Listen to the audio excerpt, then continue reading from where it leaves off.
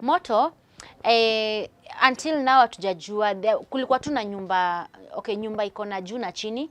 From my understanding of what I was told, hiyo moto ilianza, I think nyumba ilikuwa juu au chini kwa hizo nyumba tu mbili ni za mabati. So moto kutokea, I think kulikuwa na initially kulikuwa na fire out, kulikuwa na light outbreak. Stima zilikuwa zimepotea. So I think zikarudi na hiyo nyumba yenye iko juu ama chini, either juu najua moto ikitokea ni moshi inaonekananga, but at least inajulikana ni wapi ilianzia. So the challenge is venye ili spread, it's so unfortunate. Ili spread venye uwezi uka explain, and then most people walikuwa affected because walikuwa nadhania haitafika kwangu, na venye nyumba zimeshikana hivyo ilikuwa ina spread rahisi, kwa sababu pia kwa hizo manyumba kuna vitu zenye zina influence fire. For example, kama hiyo Laini Saba, I don't know how true the allegations are, but nilisikia kuna mayouth walikuwa na mwaga petrol, which I don't know if it is true. As in ndio hiyo fire iendelee kuspread, ndio waendelee kuloot, which is very wrong. So and then zimamoto kukuja pia zikakuwa pia the impassable road because zilisimama kwa kiwanja, but sasa hapo kwa mahardware penye moto ilikuwa mingi, haikuwa rahisi hizo zimamoto ziingie. So pipes zilimwaga maji penye zingefika, na moto bado ilikuwa inaendelea kuspread, and then it was in the night because the fire started at 7 AM na ilikuwa inaisha saa 6. So you can imagine the magnitude of the fire to that area. You could see the faces, the agony, the pain, the frustration, and the regret. Maybe mtu anajiambia fadhali ningetoa ama fadhali ningefanya, you know. It was not a very good sight to see. Injuries ilikuwa tu cut kidogo kidogo hiyo movement ya mabati, but there was no fatality and there was no major injuries that was reported.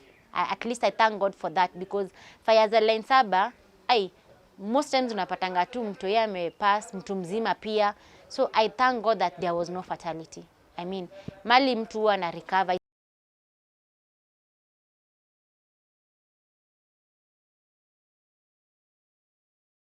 Hi, good morning, good afternoon, good evening, depending with where you're watching from. My name is Joyce Wanjiru, Executive Director and Founder Beyond the Scars, non-profit community-based organization. I would like to take this chance and thank H-Town for hosting me today, and we'll be talking matters on fire and how we can be able to limit, stop, or mitigate challenges that come with fire destruction in our community. So, like I have said, Joyce Wanjiru is a community youth leader.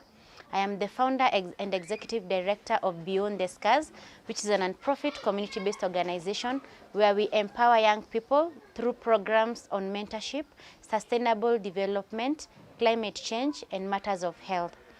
Yeah, so as Beyond the Scars, our focus is on young people in the community, women and girls, where we create a safe space and platform for young people to thrive and become better community ambassadors.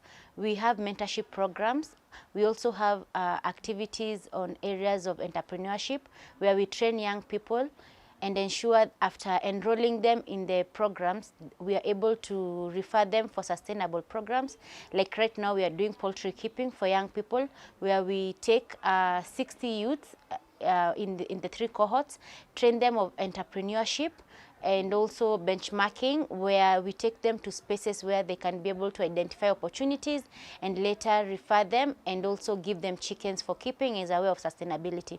We also have women and girls program where we facilitate girls with reusable sanitary towels and also train them on how to produce the reusable sanitary towels as a way of environmental conservation, and also to limit, or rather to stop, the cases on gender-based violence due to poverty.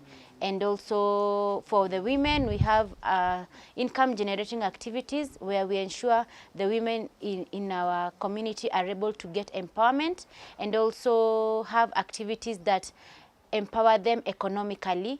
And this is able to reduce the level of gender-based violence and also human violations where we see deaths have really increased in our community. So these are some of the activities that we do. We also have, as an organization that focuses on peace building, we have community dialogues, and also are able to actively participate in the public participation, where we invite key stakeholders and key actors in our community, and also non-governmental stakeholders to come and talk about challenges that affect us, and also that are youth-based solutions. And through that, we are able to have a better community in terms of community development. Yeah, those are some of the areas that we really focus on. And also in the area of WASH, which is water and sanitation, we facilitate some of our beneficiaries with clean water to ensure that water and sanitation is really adapted in our community, and this is able to reduce some of the waterborne diseases, and also to keep our community safe in matters of environment. Sisi kama Beyond the Scars, we have an open safe space where we invite all young people to come and get and be empowered. Our offices are always open apart from in the night, but we are open at Mashimoni area, Laini Saba ward, and we invite young people to come and get empowered. Kama una feel you need some safe space kukua empowered in matters of life skills, matters of sustainable program, matters of advocacy, tunawa invite as young people, kwa sababu sisi ndio voice ya vijana, na kucreate space inawapea pia opportunity ya kujua also their rights, because kuna mayouth wengi sana hawajui their rights, and hata kama wanazijua saa zingine they are the same people that enable perpetrators to really damage, or rather my youth, I would say young people, saa zingine pia what we do is not like ati kuna anyone ati when you do something wrong we are giving the opportunity the perpetrators to do that. Lakini saa zingine when we have the voice, when we have the information and the knowledge to know our rights and to fight for them and stand by them, then we are able to make informed decision and not be under any pressure, or rather have any peer pressure. So kwa Beyond the Scars office, we are free to reach out to young people. So if you are out there, maybe hata face gender-based violence and you don't feel safe talking about it, we invite you to our offices at Mashimoni area. Now we also have recommendations where kama kuna any legal aid enye inatakikana, ama kuna any counseling that is required, we partner with like-minded organizations and we will do recommendation to ensure that you get justice. And also where health is needed, we also have health facilities that you can recommend that have youth-friendly services. Yeah, so we are open and we invite young people to come. Through that, we are able to collaborate, understand more challenges that youths pass through, and also have solution-based that are from the youth. You know, if we are having challenges from the youth, then we need to get solutions from the same youths. So that is what we do, and we have passion for youths and young people to develop, become better, and just get good livelihoods in the community. Okay, naweza nikasema how we ensure services zina reach to our direct community is, first of all, we do a pre and post assessment. Tuki understand challenges zenye youth wanna go through, we involve them before we start the project, because if it is implementation, it is the same youth that will implement. So for us, we ensure that we involve the youth to understand what they need, the changes they need, the actions, the key actions that they need for them to have development, personal development, and also collective development. So before to implement activity, si huwa tunafanya assessment. Tukisha maliza kufanya assessment, we identify the target audience who are the specific, like for example, say tunafanya pottery keeping. Na hiyo pottery keeping tunafanya na youths. Now what we do, we have 20 collective youths. We identify them where there is equality, there is equity, and there is inclusivity. Tunawak na madem, machali, na pia tumeka people living with disability, because we believe in an inclusive community where there is also equality na inclusivity included. So tukisha identify the young people, na inakuwaga open, we go to areas, we see the opportunity of the young people, and also we would like to know, are you available for the program? Juu najua it's one thing to identify, it's another thing for you to be consistent for the program to conclude. Juu Challenge nyingine tunakuwa nayo ni mayouth, kila mtu anataka opportunity. Ikikuja availability haiko. Unaita mtu akuje classes, they are not available. Maybe kuna implementation ya project, people are not available. So for us, lazima ukue willing. Kwa hii project ya pottery for example, tunafanya na youth for 3 months, consistently 3 months before graduate na tuwape kuku. So you need to have to be willing, you have to be available.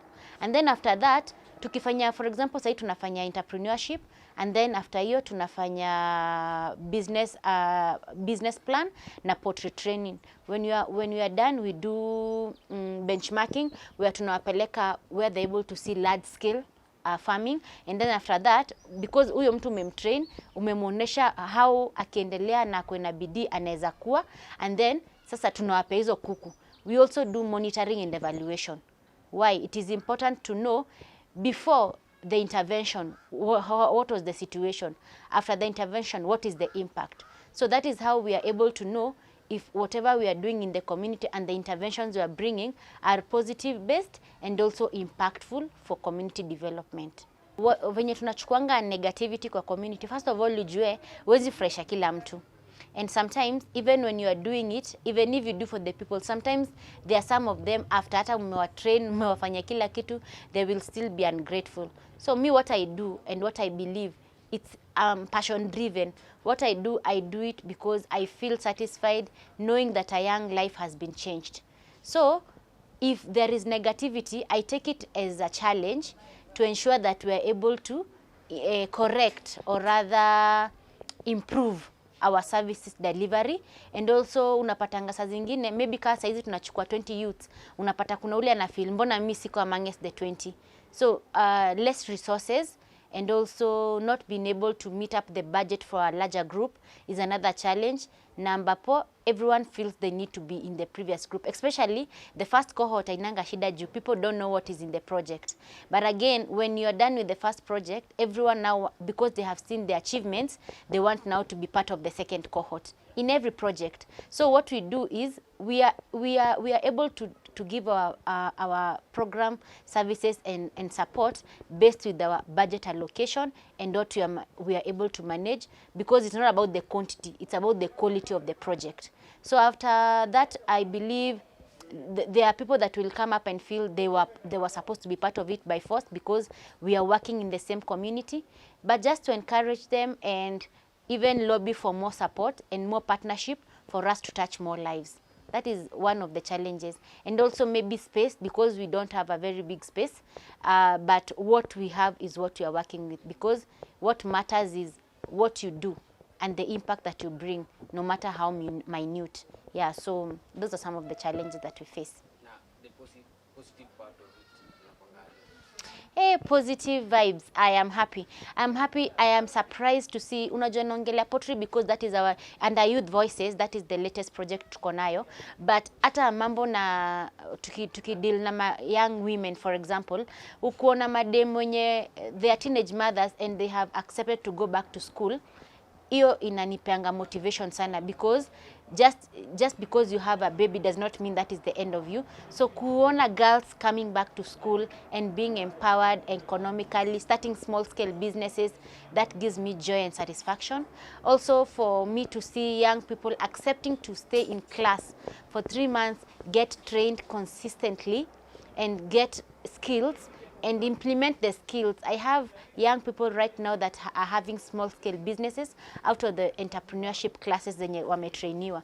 That gives me joy to know that they are not idle, because idling in the community is what also is increasing the level of drug abuse and substance use, sexual habits, and also risky behaviors, because you are not doing anything. So kuona wako occupied, wanafanya vitu amazing kwa community, that gives me satisfaction and gives me the reason to continue amplifying the voice for the young people and also creating the space and the opportunity for them to thrive.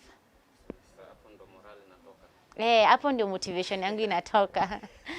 So tunakuja kwa tarehe 19 mmepanga event na relief event for fire victims in Laini Saba. Maybe tunaanza na hiyo story ya moto ile happen aje. Okay. So mimi nimezaliwa Laini by the way, hapo Biashara Street, na one of the challenges zenye tumekuwa nazo ni hizo fires zinakuwa tu consistently. Once in a while, in 2-3 months, there's a fire.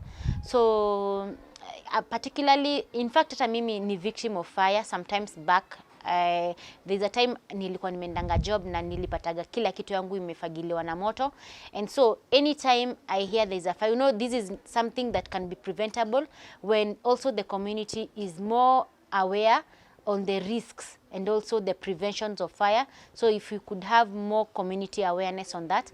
But sasa mi wakati nilichomekewa na kila kitu, there's nothing niliokoa apart from what I was dressed in when I was going to work. So anytime, unajua, when people go through something, when it happens to other people, you feel the impact, and it reminds you of how you felt yourself when it happened to you. So me, hii moto ya Laini, anytime there's a fire, I really feel like people really get hurt. Sometimes there is loss of life, loss of property, and also time wastage, because unapata vitu zenye umeinvest for some time, kila kitu inaenda. So inakuwa ni kama everything you have worked hard for a long time imepotea tu hivyo. So on the 2nd of April 2025, there was a fire breakdown that, I mean, like 500 households burnt down, and that means more than 1,000 families have been affected, because in this household, every household there is a family number, you know, the head's number. So I as a leader in the community, because most of the people that I work with and most of the people that benefit directly from our programs live within that area. So nikafika hapo the next morning and my heart really bled, seeing how everything came down, nothing, it was a bare ground, and nika feel, what should I do as a young person? So nilijaribu kumobilize what we could for that moment, and at least for food for people that were able to be hosted in church, because we have until now people that are still living in church 2 weeks down the line, and also in a school at YMCA. The rest were hosted by friends, and some of them even moved out because there was no place to live and it was really raining heavily. So after that, I reached out to some of my friends and community-based leaders, and we analyzed the situation, and seeing that there was no basic support that we have received from outside and also from within, decided to come up with a group of Laini Saba relief team, where we can mobilize what we are able to, and on 19th, which will be on a Saturday, be able to share what we will have gotten. We have challenge because mobilization inaenda tu pole pole. We thank God for everyone that is supporting. It's not as huge as we expected. We believe these are very hard economical times, and everything that is coming in we appreciate. Tumepata manguo, tumepata some foods kidogo kidogo, and also some cash that through the mchanga that we opened. I think so far we are at 25,000, if I'm not wrong, which is not much considering we wanted to at least touch 200 families, specifically those that they don't have anything, they are just wako tu stranded. Those are the people that we wanted to really focus on. So 19th, whatever tutakuwa tumepata ndo tutashare now, and hopeful if more people can come on board and support, that will be great. 2 days to the event, I feel like much can be done. Collectively, if we come together, great things can be done. So maybe just requesting anyone that has clothes, food that is lying around, mattress, blankets, if we can come together and share, that will be great. Yeah. Moto, until now hatujajua, kulikuwa tu na nyumba, okay, nyumba iko na juu na chini. From my understanding of what I was told, hiyo moto ilianza, I think nyumba ilikuwa juu o chini kwa hizo nyumba tu mbili ni za mabati. So moto kutokea, I think kulikuwa na initially kulikuwa na fire out, kulikuwa na light outbreak, stima zilikuwa zimepotea, so I think zikarudi, na hiyo nyumba yenye iko juu ama chini, either juu najua moto ikitokea ni moshi inaonekananga, but at least inajulikana ni wapi ilianzia. So the challenge is venye ili spread, it's so unfortunate.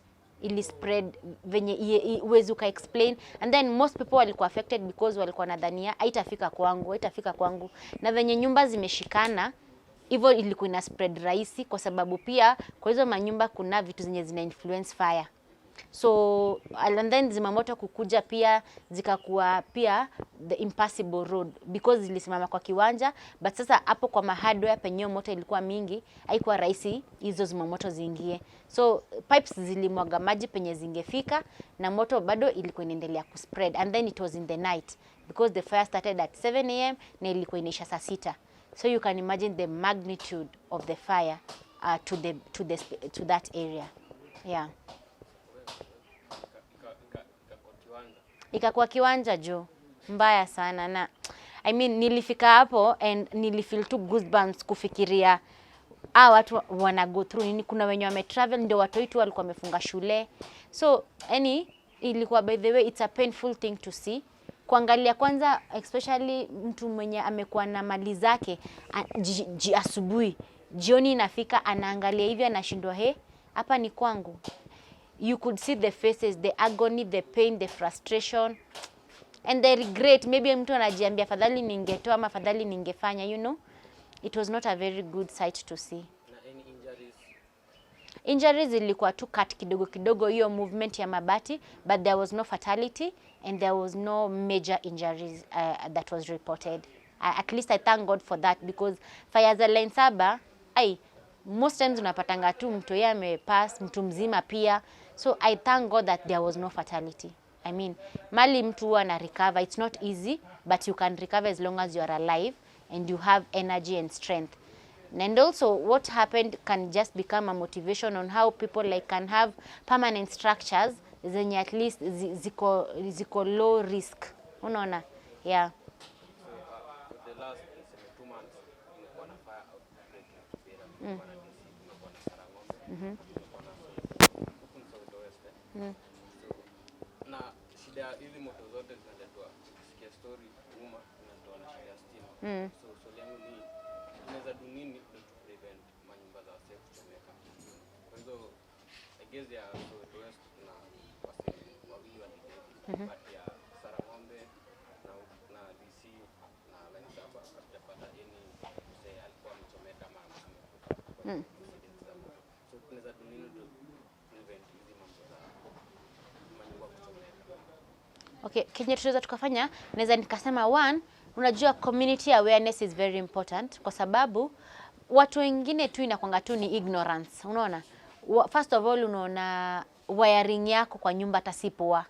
Wire ziko bare, unaona? Hiyo inakuletea risk hata kwa electrocuted watoi kwa nyumba. So I think ni pia more awareness, hata even if watu wa KPLC wanaweza collaborate na community based organizations tufanye more awareness and advocacy on matters of safety. Unaona? Also again, kama ni accident for example, maybe stima ilikuwa imepotea, ukawasha candle ikaleta hii fire. How can we train or rather empower and equip the community with information on how to prevent, or rather kama isha happen, how to reduce the magnitude of spreading. Jusa zingine unapatanga moto ime happen, but vitu zenye watu wanafanya ndio zina provoke hata hiyo moto iongezeke. For example, kama hiyo Laini Saba, I don't know how true the allegations are, but nilisikia kuna mayouth walikuwa na mwaga petrol, which I don't know if it is true. As in ndio hiyo fire iendelee kuspread, ndio waendelee kuloot, which is very wrong. So if that happened, it's wrong. I don't have the evidence to say that, but that is what I heard from the ground. But again, if my youth wanaweza kuwa trained what to do and what not to do when there's a fire outbreak, hiyo pia inaweza ikasaidia. And also hata home based information, moto ikitokea kwako na uko kwa nyumba, ni nini unaweza ukafanya saa hiyo even before upate care, what should you do? Unaona, unapatanga maybe mtu moto imetokea anataka arudi ndani, sijui alikuwa na tu savings, alikuwa na mabarua, anaenda kuchukua, huyo ndo unapatanga ameivia huko ndani. Unaona? So there is importance for us to have information and also have more knowledge on what to do senye moto zimetokea. Also again, kama nilisikia kulikuwa na zimamoto ilikuwa ikuje, how efficient is it? How long does it take kufika? Does it have water? Unaona? Vitu kama hizo, community pia ijue what is the number to dial when there is a fire outbreak. Sasa hata unaweza uliza mama pale kwa community, zimamoto iko DC. Unafaa kupiga namba, nani unafaa kupigia ndio hiyo zimamoto ifike? Hawana hiyo information. So more awareness, more information, and also more safety measures by individuals and also by the duty bearers. Yeah. So mmekuwa mkifundraise na maybe kuna wase wanajiuliza behind the scars kwa nini kuna kusantaka drop donation, so maybe donations zinaweza dropiwa ama base wewe ama mse wako in charge wanaweza speak. So beyond the scars iko Mashimoni, Laini Saba ward, hapo opposite Airlight, hiyo ndio landmark. And we also have a number that you can reach out to me on 0706 74 36 14 to donate and also to have clarity.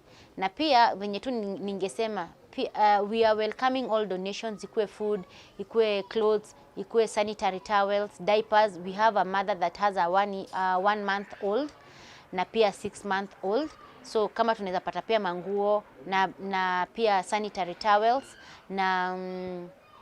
na hata financial support unapata. Saizi kuna wenye wanapata nyumba lakini sasa unapata hata hana anything hata rent, which hatujafika hapo pa kulipiana rent, but what we can do is just encourage these people, because hata church outgrow time yao, because they've been in church for 2 weeks and also huko shule, na shule zikienda kukaribia kufunguliwa lazima kuwe na alternative measures. So just to encourage them to integrate them back to the community and to just tuwashikilie tu, because it's not an easy journey. At least they come back to their feet. Na wale wenye wako na vibarua kwa encourage tu warudi wajaribu. Unajua kuna mtu ako so demoralized, discouraged, hata asikika anaweza fanya hii biashara tena ama anaweza hata tafutia watoi tena. Ni hiyo tu psychosocial support pia, kuona venye tunaweza tukakaa tu tukiongelesha, kuwapea counseling wenye wana need counseling.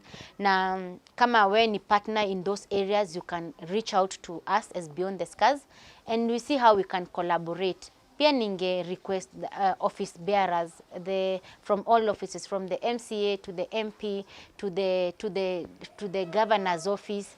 Something should be done. It's been 2 weeks, nothing much has been done, and they are people that come to the table to vote for leaders. So let's take the initiative of when these damages or tragedies happen, we are on the forefront to ensure that we give maximum support. Juu kesho ukitaka tu kupigiwa kura, for example, and I'm not a political person, but kesho ukitaka these same people utakuja, you will have time. Why don't you have time when crises occur? It is important to take care of the people that put you in position and in power, because they are there so that you represent their needs. So reach out, give any support, recommendations we accept, and yeah, let's just give them the support that they need for now. So apart from the MSPOs, organization may collaborate now to fundraise for the event on Saturday 19th. Any support from the government, from the office of the area MCA, MP, kuna any support when you come through, kitu wamesema watakamufanya about the incident ya moto yenye ilifanyika huko down? For now, sijasikia. Maybe they have plans, but as the Kibera Laini Saba relief fire victims for Laini Saba team, sijaona. We are collaborating with organizations like Kibera Emergency Rescue Team and Girl Transformation na Langata Water Project, na pia tuna collaborate with other key stakeholders to ensure that this event is a success na it's not a political activity.